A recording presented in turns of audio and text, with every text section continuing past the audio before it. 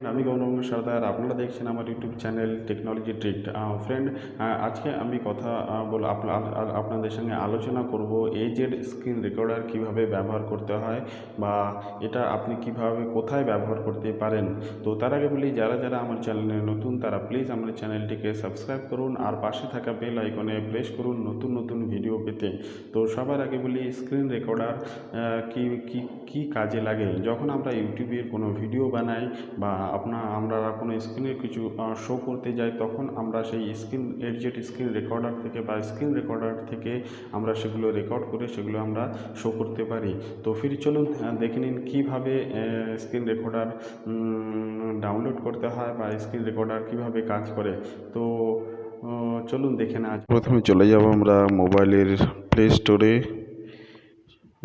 মোবাইলের play store open করতে হবে, সেখান থেকে আমাদের চলে যেতে হবে সার্চের জায়গা, যেখানে সার্চ করতে হয় ওখানে আমাদের লিখতে হবে এজেড স্ক্রিন রেকর্ডার। সার্চ করার সঙ্গে সঙ্গে চলে এসে এই ধরনের একটা ইন্টারফেস। এখানে দেখুন, ডাইরেক্ট ইনস্টল করার জন্য বলা হয়নি, কারণ এটা আগে থেকেই ইনস্টল করা ছিল, তাই এটা আর ইনস্টলের কোনো অপশান আসেনি। তো আমরা সরাসরি এটাকে ওপেন করতে পারি। ওপেন করার পর আমাদেরকে একটা ইন্টারফেস দেখাবে। এক মিনিট, এটা এই ধরনের আনইনস্টল ওপেন এই ধরনের আসবে। এই ধরনের ওপেন করার পর আমাদেরকে এই ধরনের এটা সেটিং এটা ক্যামেরা, এটা ভিডিও যখন আমরা স্ক্রিন রেকর্ড করব সেটা তখনই আমাদের এটাকে প্রেস করতে হবে, এটা লাইভ। আর পরেরটার মধ্যে যেটা আমাদের সমস্ত ভিডিওগুলো সেভ হয়ে যাবে সেইটা দেখাচ্ছে এখানে। তো যখন আমরা ভিডিও শ্যুট করব তখন এই মাঝের বাটনটা আমরা ক্লিক করব। এই যে দেখুন, এই ক্লিক করার পরে এটা সেটিংয়ে গেছি, সেটিংয়ে ক্লিক করার পরে এই ধরনের একটা ইন্টারফেস আসছে। এখানে সাইজটা কিন্তু আপনি ডিফল্ট রাখতে পারেন 1280 তো 720, যে থাম্বনেইলের সাইজটা আছে এটা আমরা ব্যবহার করতে পারি। এটা কাউন্টডাউন বিফোর স্টার্ট, এটাকে আপনাকে এনেবেল রাখতে হবে। কিপ নোটিফিকেশন অন এক্সিট, এটাকেও আপনি এনেবেল রাখুন, যাতে আপনি বুঝতে পারেন যে নোটিফিকেশানটা আপনার মোবাইলে এসছে। বাকি আর কিছু করার দরকার নেই।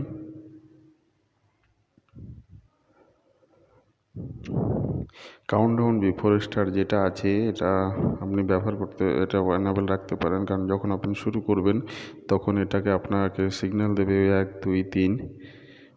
অডিওটা আপনাকে এনেবেল রাখতে হবে, তখনই আপনি সাউন্ড ব্যবহার করতে পারেন বা পরেও আপনি সাউন্ড অ্যাড করতে পারেন কোনো কিছুর মাধ্যমে।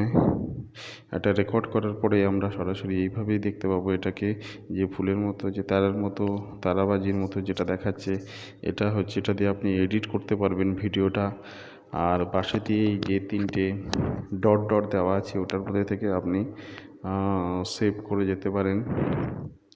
পাশে যে ডট ডট দেওয়া আছে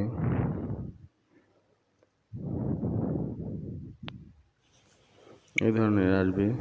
আপনাকে ভিডিওটাকে সেটিং করতে হবে বা ভিডিওটাকে এডিট করতে হবে।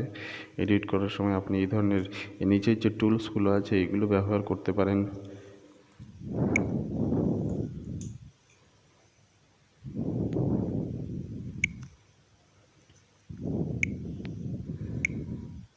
আপনারা যদি মনে করেন যে এই টুলসগুলো কীভাবে ব্যবহার করতে হয়, আমাকে কমেন্টস করুন, আমি আপনাদের শেয়ার করব ভিডিওটাকে ট্রিম করার জন্য।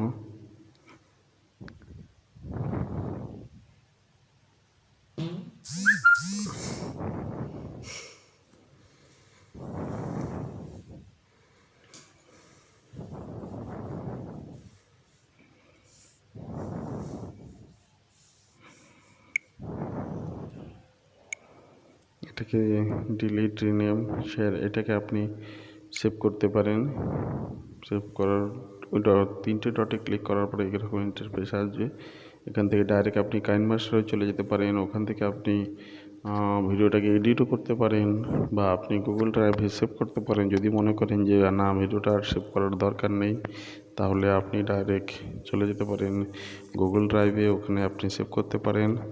বা এখান থেকে আপনার যদি মনে হয় যে কিছু অ্যাড করা দরকার আছে, তাহলে আপনি এখান থেকে সরাসরি কাইনমাস্টারে গিয়ে কাইনমাস্টার থেকে আপনি ভিডিওটা আপলোড করতে পারেন, ওখান থেকে আপনি এডিট করতে পারেন।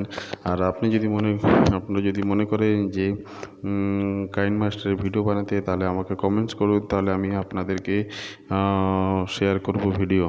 Thank you.